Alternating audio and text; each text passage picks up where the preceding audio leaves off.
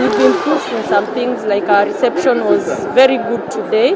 I think we just had a difficulty in making the side out, but at least we can see our reception has quite improved and a bit of a backward. So that's something we've really improved, and we wish to pick on that as we head to the next match. Set one, we started by resisting so much on their attacks, and we were receiving very well, and our attack also were going good.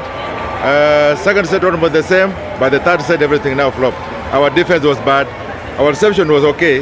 That's the problem we have been having in Kenya, but we have cured that one. Now the attack was the problem. We were not killing the balls. So we are attacking, but they're picking the balls, our attacks. So many attacks. Then they started blocking us. So that's why the third set went that way.